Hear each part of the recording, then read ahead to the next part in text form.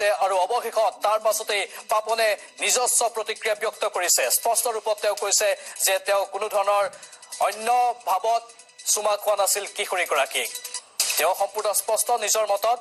আৰু তেওঁ লগতে কৈছে যে তেওঁক লাগিলে মূৰ্খ আখ্যা দিয়ক বা অজ্ঞানী আখ্যা দিয়ক কিন্তু তেওঁক লৈ কোনো অশালীন বিশেষণ চাপি নিদিবলৈ এক প্ৰকাৰ অনুৰোধ কৰিছে অংকুৰাগ পাপন মহন্ত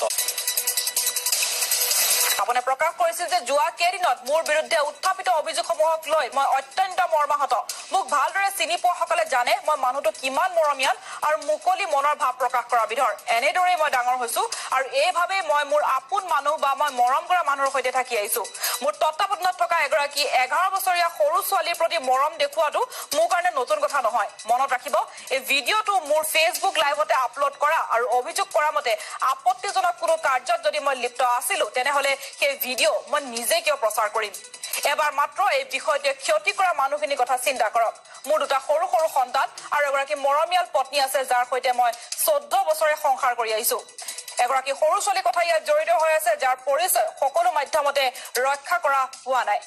যাৰ পৰিচয় গোপনীয়তা সকলো মাধ্যমতে ৰক্ষা কৰা হোৱা নাই একমাত্ৰ মানুহে আমাৰ বিষয়ে একো নভবা নিশ্চিন্তাকৈ লোৱা ধাৰণাৰ বাবে আমাৰ দুয়োটা পৰিয়াল চিৰকাললৈ ধ্বংস হৈ গ'ল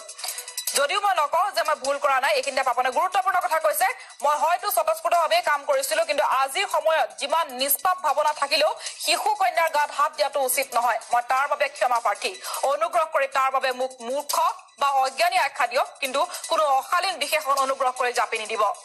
এই ছোৱালীজনী আৰু তেওঁৰ পৰিয়ালে ইতিমধ্যে প্ৰকাশ কৰিছে যে যি দেখুওৱা হৈছিল তাৰ সৈতে বাস্তৱৰ অমিল আছে দুৰ্ঘটনাবশতঃ ঘূৰোৱা কেমেৰাৰ ভুল এংগলৰ বাবে এই সংঘটিত হোৱা কাৰ্য কোনো যৌন আতিশয্য নহয় ৰিয়েলিটি শ্ব'ৰ মানুহৰ উপস্থিতিতে এই সমগ্ৰ ঘটনা সম্প্ৰচাৰ হৈছিল আৰু ইয়াত আপত্তিজনক একোৱে নাছিল এগৰাকী নাৰী হিচাপে নহয় মই অংশ লোৱা ৰিয়েলিটি শ্ব'ৰ এগৰাকী প্ৰতিযোগী হিচাপেও মই সেই ছোৱালীজনীক যথেষ্ট সন্মান কৰো যদি কিবা আপত্তিজনক থাকিলেহেঁতেন তেনেহলে মই মোৰ ছচিয়েল মিডিয়াৰ পৰাই এই ভিডিঅ' তেতিয়া ডিলিট কৰিলোহেঁতেন কাহিনী দুয়োটা দিশে বিবেচনা কৰিবলৈ মই সংবাদ মাধ্যমৰ লগতে মোৰ অনুৰাগীসকলকো অনুৰোধ জনাইছো